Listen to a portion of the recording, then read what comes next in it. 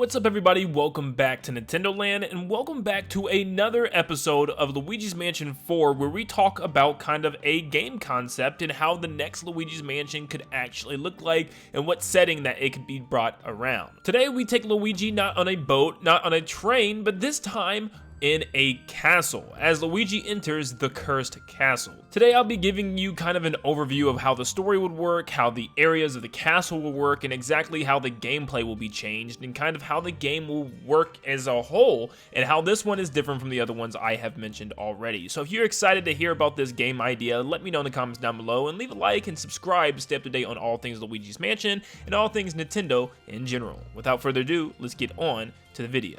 One day, Professor Egad and his new team of Toad Field researchers go out and find something odd within the region outside of Peach's castle. One day, Egad falls into a large pit that they were exploring and covered by sand, and all of the sand and dirt sinks in with him. Inside, he finds pieces and remnants of an old castle, being pieces of brick and towers poking out of the ground.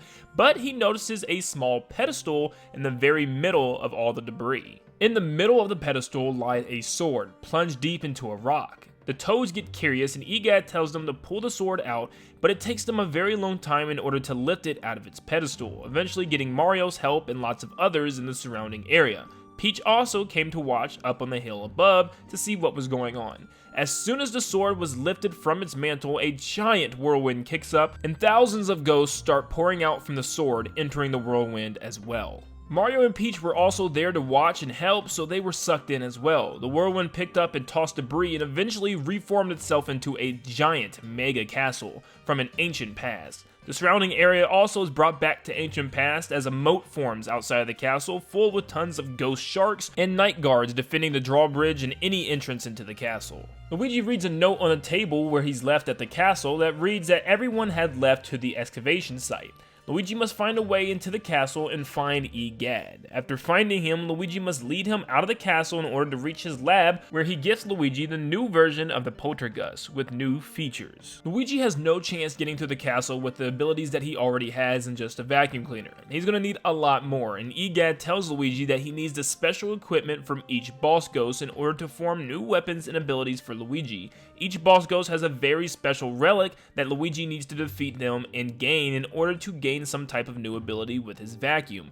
Luigi ventures into the castle and starts his journey looking for his lost friends and the boss ghosts within the castle walls. This castle will be a lot like Castle McFrights from Luigi's Mansion 3, but absolutely huge in scale, with every boss ghost and ghost type being related to medieval times. There will be a ghost dragon that threatens Luigi as he makes his way through the castle and throughout the entirety of the game, and Luigi will have to fend him off as he enters each new room and area outside and both inside the castle. Now I put together a giant list of boss ghosts that Luigi might come across and have to defeat within his adventure. He might find a Robin Hood archer type ghost that shoots arrows at him of different types and kind of vanishes every time you try to hit him.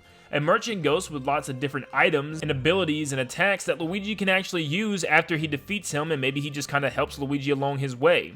A scientist with tons of spells and potions. An assassin that hunts you down the entire time you are in his area of the castle, almost like an Emmy from Metroid Dread. A wizard that has spells and the ability to turn Luigi into different things in his portion of the castle. Knights and crusaders that walk in the hallways. A ghost fairy that flies around and is just pesky to Luigi. A giant troll / ogre ghost that are huge and harder to take down. Goblins and more. Almost like different types of Zelda style of enemies and characters, since Zelda kind of revolves around that time and age. Maybe McFrights can return as well. It would just kind of make sense. The inside of the castle could have rooms that's very dedicated to fairy tales. Maybe there's some type of dungeon that's very creepy and eerie, or maybe some type of giant ocean inside an area that kind of resembles where the sirens were, and it's just kind of a creepy, eerie ocean. Or maybe there's some type of circus jester area, or even a giant battle coliseum very similar to, once again, McFrights, but a lot bigger.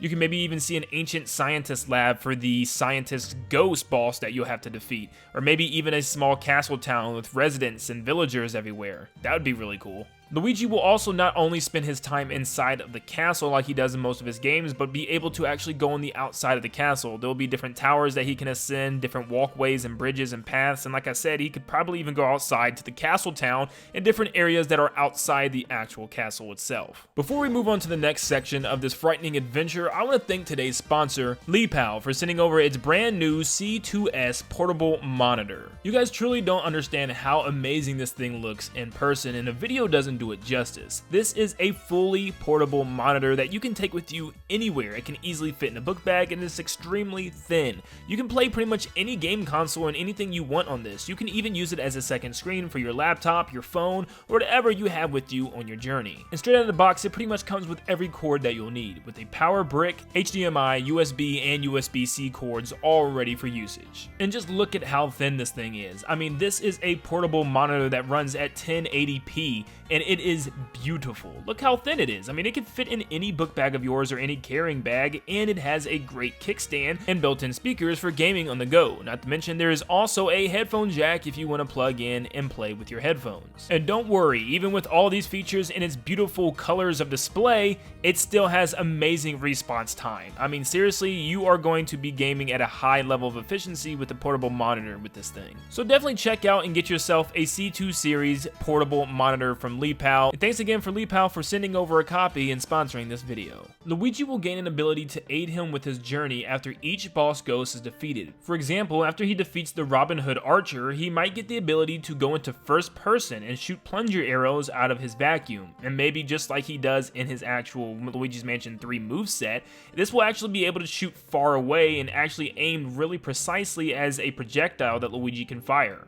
Or if he defeats the mage, he may gain the ability to use elements such as fire and ice to melt and freeze different things for puzzle solving like he could in Luigi's Mansion 1. It really depends on what boss he finds, and after he collects their artifact, EGAD will level them up for him. Luigi can also find collectibles in each area in order to upgrade his new abilities even higher. At the very end of the game, Luigi will have an encounter with a gauntlet of boss ghosts. He will have to take down each member of the royal family, starting with the servants, the jester, and eventually the guardian dragon, one final battle with him once and for all. He then will have to take out the king and the queen, but after defeating the king, the sword flies off to the background and enters a deep dungeon part of the castle, and we find out that the true villain is the prince, the son of the king, who's been sealed away because of his power. Sounds a lot like Undertale, I know. Inspiration. But anyways, the prince takes the sword after his father fell and awakens the sword's true power. The final fight, Luigi has to fight both the prince and the sword in order to win using all the special abilities that he has learned along the way. At the end, Luigi saves Mario, Peach, and the rest of the Toads, and he has to help them all escape the castle in a Metroid-like escape scene at the end of the game. The castle is falling down, and Luigi and the gang had to get out at the very last second as everyone falls, and they'll all help Luigi, and Luigi will help them all in turn escape the castle. It'll be kind of a group effort to get out. EGAD then takes the sword and places it into a secure location where he can observe its phenomenon. The gang is all saved by Luigi once again. Thank you guys so much for tuning into this video and watching this weird, crazy concept that I had, and I really do appreciate the comments of you guys suggesting other types of themes. I see them all, trust me, and I always have ideas for the next one. So if you guys have ideas for what the next Luigi's Mansion could be and where the location could be in the setting, let me know in the comments down below. If you haven't seen my others, go check them out. I already did one with a cruise ship, a train, all types of stuff, even a haunted museum. So check those out, and you guys will see some pretty cool things with that. But thank you so much for tuning in. Like always, I'll see you all on the next one. See ya, guys.